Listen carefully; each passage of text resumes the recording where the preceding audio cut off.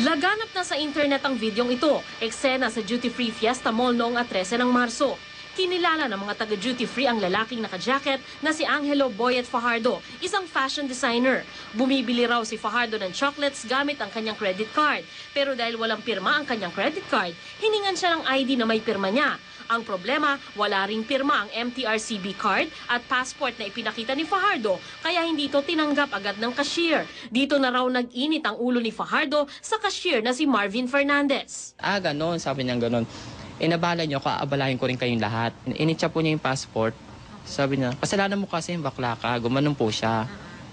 Tapos po nung pagka-itsa po niya, pagkabato po niya ng passport, tinamaan po yung kaliwang pisngi ko. Lumapit din ang ilang opisyal ng duty free para ayusin ang sitwasyon, pero hindi umano maawat si Fajardo. Nakita niya ko, yung baboy na yan. Sabi niya, bakit siya umaalis? Sabi niya gano'n. Tapos, masyado siyang arrogante. Masyado naman niya kaming ginawawa, lalo na yung kahero. Kwento ni Fernandez, pinapili umano siya ni Fajardo kung magpapasampal siya o luluhod sa harap nito. At ito ang sumunod na eksena. Yung kasi gusto ko na po talaga matapos yung conversation yung talagang galit niya. So to end up na lang po dun sa commotions na ginagawa niya. Yun po, lumuhod na lang po ako. Ang unyon ng duty free, inireklamo na raw ang bagay na ito sa CHR.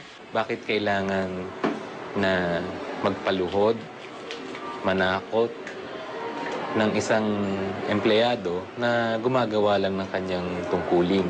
Every human person has a right to be treated with humanity and dignity.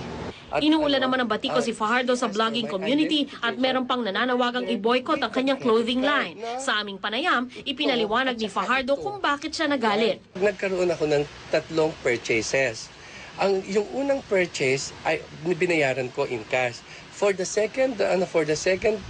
next 2 purchases, I paid through my credit cards. And that is the same credit card in question for my 4th purchase, which is ito na nga where the trouble began. Gayunpaman, alam ni Fajardo na mali ang kanyang ginawa, kaya humingi siya ng paumanhin kay Fernandez pero hindi sa kasamahan nito. Umihingi po ako ng paumanhin kay Marvin Gonzalez sa pangyayaring yon kung siya ay nadala sa kung ano man ang kanyang ang kanyang naramdaman nung siya'y lumuhod, na nahusgahan na ako. And ako naman po dito, wala na akong masasabi tungkol doon. Ang mga napahiyang empleyado ng duty free, magsasampa pa rin daw ng kaso laban kay Fajardo. Sandra Aguinaldo, nakatutok, 24 oras.